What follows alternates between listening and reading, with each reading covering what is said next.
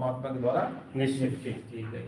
कि अविविक्त पर व्यथा नाम स्वयं पुरुषोपकल्पित वृत्ति। कहते हैं कि जो अविविक्त पर व्यथा, जो दूसरे की व्यथा माने पीड़ा को जानते ही नहीं, जैसे मच्छर खटमल आदि है ना, ये जानते ही नहीं कि हमें जो काम कर रहे हैं किसे काट रहे हैं तो इनको इससे पीड़ा होती है, उनको पता ही नहीं। जैसे देखो शेर है, कोई जानवर है, शेर है, कुत्ता बिल्ली, इनको भगवान ने मांसाहारी बनाया है। शेर तो शुद्ध मांसाहारी है, तो मांस के अलावा और कुछ नहीं खाता। कुत्ता तो रोटी भी खा लेगा, बिल्ली दूध भी पी लेगी, लेकिन शेर जो है रोटी नहीं खाए, रोटी नहीं खाएगा, दूध नहीं पिएगा, वो खाएगा तो मांस ही खाएगा, नहीं तो भले भूखा मर जाए।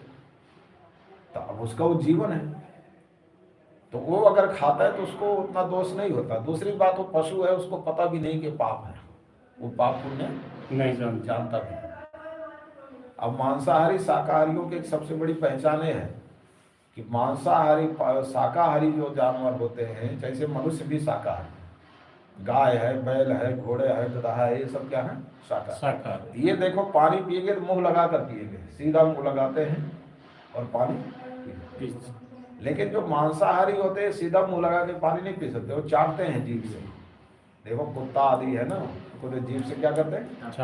चाट। बिल्ली को दूध दो तो चाट चाट कर पीते, ऐसे सीधा नहीं पी पाते। तो मांसाहारियों की पहचान है को सीधा जो है मुंह लगा के नहीं पी सकते, तो उनको तो भगवान ने मांसाहारी बनाया है।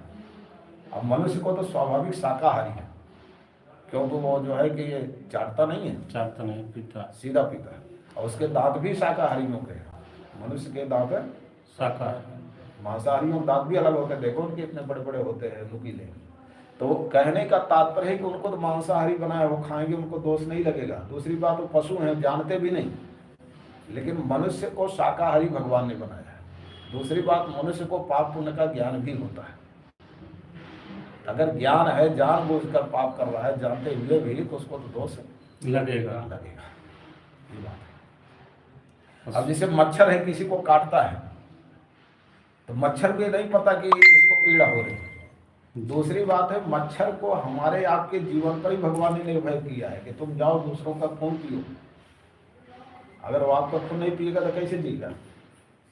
लेकिन आप सोचते हो उसको तो ऐसा लगता होगा ये कोई बहुत बड़ा पहाड़ है, इसमें जड़ी बूटी निकल रही है। और आप तो उसके भोजन हो, आज आप उसको मार डाल रहे हो बेचारे को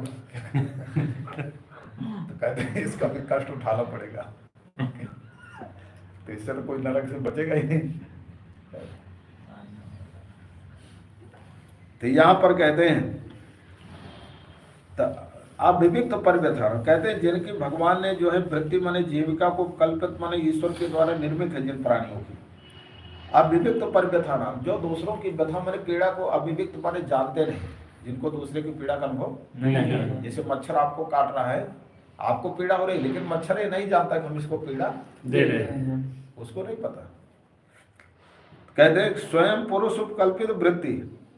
यहाँ कहते हैं कि स्वयं जो है कि मतलब पुरुष माने जो मनुष्य है ना, जीव हैं, उनको उनकी वही उसकी जीविका है, भगवान के द्वारा उसकी जीविका का साधन निर्मित किया भगवान ने कि तुम किसी मनुष्य का, किसी पशु का खून पियो, यही उसकी जीविका है। क्या जीविका? हाँ, जैसे मच्छर आता है और उसको मारने जाते हैं तो भागता है, उसको मालूम होता होगा अरे ये कोई मारने आ रहा है करके। नहीं आता तो है, लेकिन वो जो बार बार आता है, काटता है, तो सोचता है हमारा भोजन है, हमको रोक क्यों रहा क्या? और आप उसको बेचारे मुक्ति दे देते हो। आजकल तो ये क्या आता है, जाल जैसा, नेट जैसा, ऐसा करते हैं, खट खट खट खट मारते जाता है। उससे टच होना चाहिए और तुरंत पट होता है, चटाक चटाक चटाक। जो मच्छर उससे टकराएगा ना तो मर जाएगा, चट चट से आवाज आएगी, चट चट। तो वो आजकल कितने ऐसे लगाते हैं, लगाएंगे, जो मच्छर आ गया वो कुछ खींचता भी है शायद, लाइट से चलता है, वो होता है चार्जिंग का। ये यहाँ था, ये गुजराती, वो लगाता था रात में, चट चट चट चट करता है, हम कहीं मच्छर ही मार रहा है। अरे इससे अच्छा वो लगा लो ना, मच्छरदानी लगा लो।